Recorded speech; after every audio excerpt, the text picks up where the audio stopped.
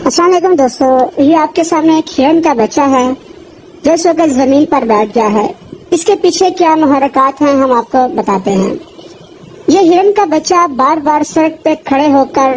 لوگوں کو مدد کے لیے پکار رہا تھا کہ کوئی بندہ آئے اور اس کی بات سنے، لیکن کسی بھی بندے نے نہ گاڑی کو روکا نہ ہی کسی نے اس کی مدد کی۔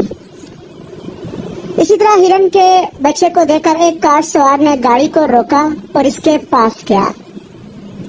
جیسے ہی وہ بندہ اس کے پاس گیا تو اس نے اس کے پاؤں کو چاٹنا شروع کر دیا، جیسے کہ کوئی بات اسے بتا رہا ہو، اور اس کی جینس کو پکڑ کر اس نے کھینچا۔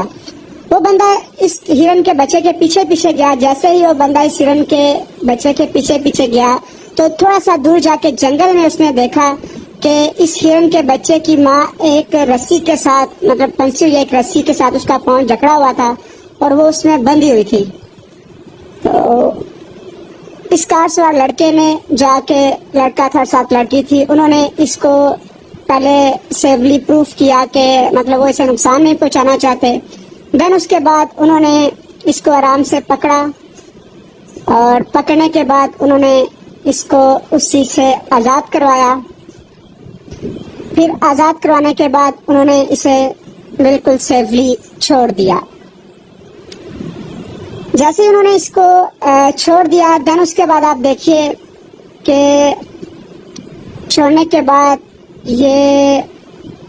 جب انہوں نے اس کو آزاد کیا تو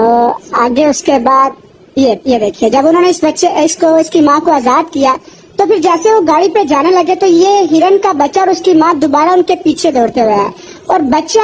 اسپیشلی اس گاڑی کے آگے آیا جس نے وہ گاڑی روکی تھی۔ اس گاڑی کے پاس آ کے وہ گھٹنوں کے بل بیٹھ گیا وہ بچہ، اور بیٹھ کر مطلب یہ دیکھیے وہ بندہ باہر نکل کر اس کے آ کے سر پہ ہاتھ رکھ رہا ہے، اور وہ اسے جیسے ایک مطلب شکریہ ادا کر رہا ہو۔ یہ ایک چھوٹا سا 1.5 کا بچہ ہے، لیکن پھر بھی یہ دیکھیے ان میں یہ کیسی